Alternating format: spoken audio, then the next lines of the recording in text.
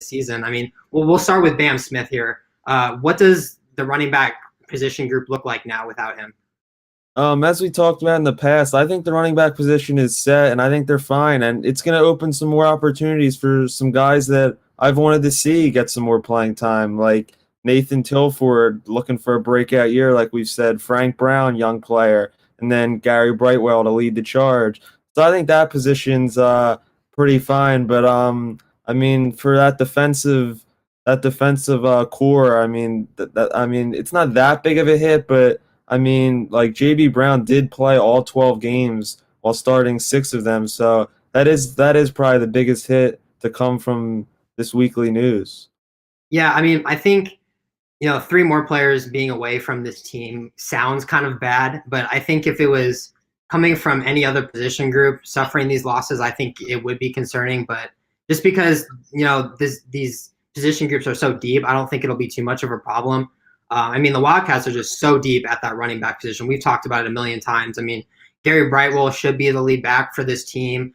He just changed his number to number 0, actually. So that means we'll have another Agent Zero here in Tucson. So, but anyways, the guys after him on the depth chart are also really reliable. We've been hyping up our boy Frank Brown since the beginning, and it finally sounds like he's some recognition.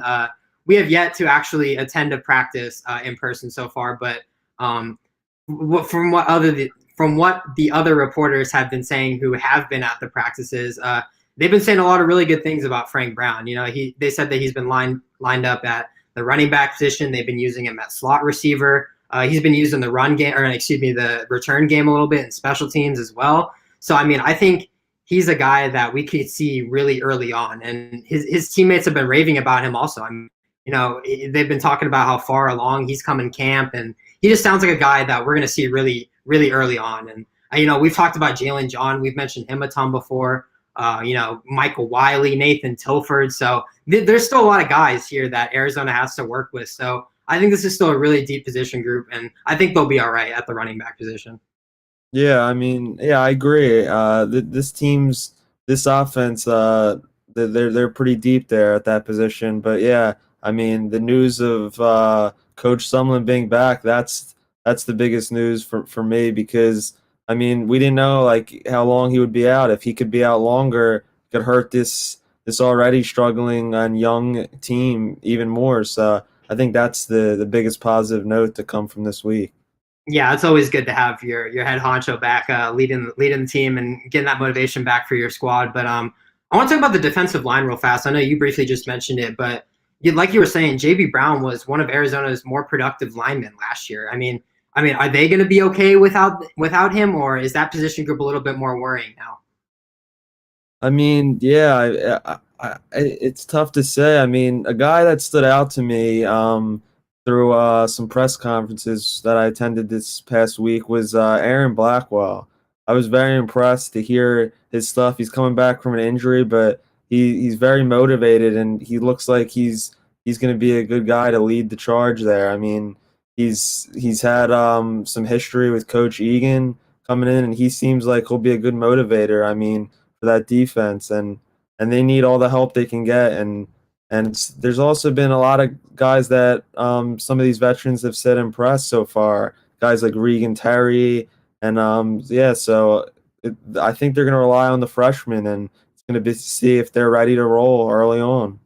Yeah, we love Regan Terry, and I was just about to mention Aaron Blackwell, but I think they'll be fine at that position group also. I mean, Arizona honestly has a lot of guys that could play the D line. I mean, at this point, I expect Trayvon Mason to be the main guy on that line. He was really great last year, so I expect him to kind of be that main guy that everyone's gonna play around. And it sounds so weird to talk about Arizona's defensive line having a lot of depth and having a lot of guys that can actually play the position, because so many years ago that position group was so under recruited. We were playing 250-pound guys at nose tackle, and they were just getting everywhere. So like, it's so weird to talk about that this line actually has some guys that they can play, but they really do. These guys are huge now. I mean, Miles Tapusoa, you got Nahi Salunga, Keon Bars, Roy Lopez, which is another guy that they were hyping up in the press conferences. So these are legit guys that Arizona can use, some real big dudes on this line. So I think JB Brown would have been great to have on the team, but I think they'll be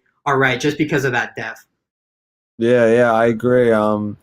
Yeah, hearing from the defensive coordinator and some other defensive coaches, they didn't really know like where they were going to go moving forward this year. Like because after losing so many key players, it's going to be interesting to see what they draw up. Yeah, well, I'll talk about our last position group now, the wide receivers. Losing Jalen Johnson, I don't really think we were going to be expecting him to kind of be that guy for Arizona to lean on just quite yet. He's still one of the younger guys of this position group, but I mean, his workload probably wouldn't have been a whole lot even if he was playing this season. But what do you think of the wide receiver group? Do you think there's enough guys there to be all right without having that one extra guy to rotate through? Yeah, I think they have a few guys, and the main guy that everyone's been talking about is Booby Curry, and I think he's gonna have a breakout year. I mean, I think like he already has chemistry with Grant Gunnell, and I these two together are gonna be quite something to see. They're gonna be special this season.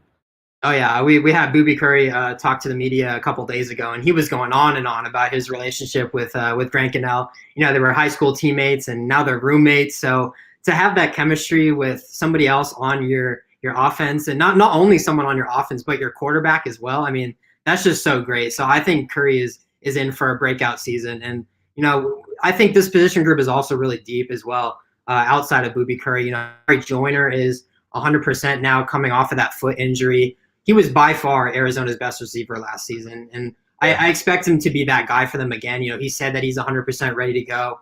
Brian Castile has been really reliable last season. Tavian Cunningham, Stanley Berryhill, they still got a lot of guys that they can lean on. And they lost Brendan Schooler too. So like, imagine if Jalen Johnson and Brendan Schooler were in the mix. That would have been a really nice wide receiver group. But Yeah, I that think would have that been too offense nice. That would have been is too perfect. nice.